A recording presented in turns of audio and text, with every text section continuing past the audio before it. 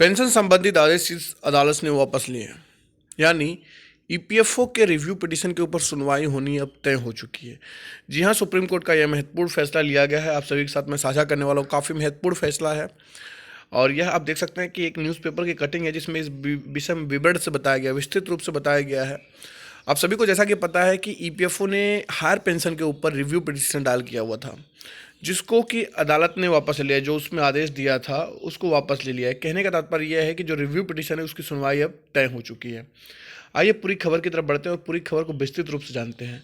Supreme court वेतन के अनुसार पेंशन देने की 2019 के अपने आदेश की समीक्षा करने के लिए तैयार हो गया। यानी अब जो रिव्यू पिटीशन है जिस पे कहा गया था कि जिसमें कि जो पेंशन की गणना की जाएगी वो लास्ट मंथ के सैलरी के ऊपर की जाएगी, अब उसकी सुनवाई होनी तय हो चुकी है।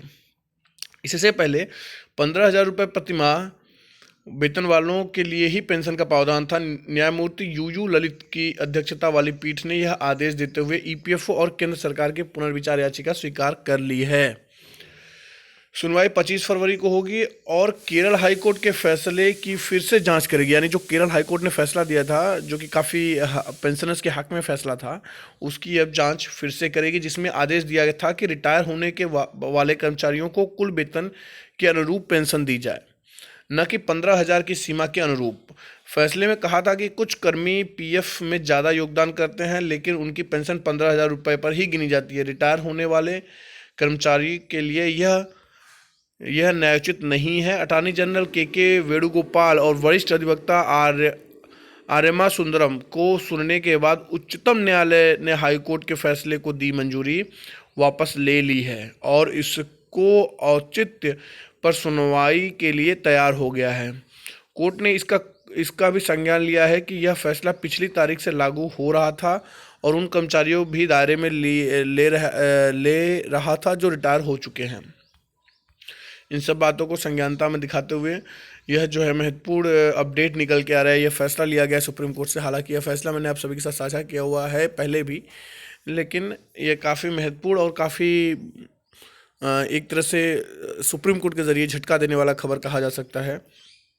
और एक महत्वपूर्ण जानकारी है इसमें कि 8.67% हिस्सा पेंशन फंड में जाता है। मौजूदा समय में संगठन क्षेत्र कर्मचारी अपने मूल वेतन का 12% आवश्यक रूप से ईपीएफ में योगदान देता है और इतनी ही राशि नियोक्ता उसके खाते में जमा करवाता है। नियोक्ता के योगदान में से 8.67% हिस्सा पेंशन फंड में जाता है, लेकिन 1,250 रुपये प्रति माह तक ही सीमित रखा गया है। शेष 3.3% पीएफ खाते में वापस चली जाती है। तो आप समझ सकते हैं कि ये दो महत्वपूर्ण घटनाएं हैं। इसमें बताया गया है कि यहाँ पर इसमें जो सुप्रीम कोर्ट का फैसला है उसके बारे में चर्चा किया गया और इसमें आप समझ सकते हैं कि 8.6% जो पेंशन का डिडक्शन और किस हिसाब से ईपीएफ में और बाकी जो आपके नियोक्ता होते हैं, जो एम्प्लॉयज़ होते हैं, एम्प्लॉयज़ से किस प्रकार से कंट्रीब्यूशन होता है, किस प्रकार से उनका डिडक्शन होता है, उस विषय में इसमें बताया गया है। तो कहने का तात्पर्य यह है कि अब यह काफ़ी अधिक जो है संभावनाएं हैं कि एक बार जो है फरवरी में 25 फरवरी को सुनवाई हो। उसके ऊपर क्या फैसला लिया जाता है देखने वाली बात होगी, क्योंकि ये सुप्रीम कोर्ट के ऊपर है। ये पूरी तरह से निर्णय जो है सुप्रीम कोर्ट का डिसीजन होगा।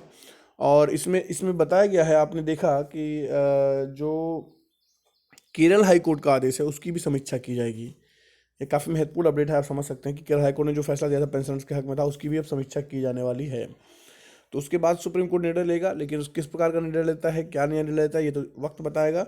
अगर आप चाहें ये इन्फॉर्मेशन तो नीचे दिए गए डिस्क्रिप्शन में लिंक दे रखे हैं, इस वीडियो के डिस्क्रिप्शन में लिंक है, उसको भी आप वहाँ से जाके इन्फॉर्मेशन को पढ़ सकते हैं, उसको रीड आउट कर सकते हैं। एक महत्वपूर्ण बात और आप सभी से कहना चाहूँगा, जैसा कि आप सभी को पता है कि ईपीएफ 95 पेंशनर्स के लिए कंटिन्यूसली हम संघर्षरत है। काफ़ी लंबे समय से हमारा जो अपडेट आता है वो ईपीएफ 95 पेंशनर्स के हक के लिए आता रहता है।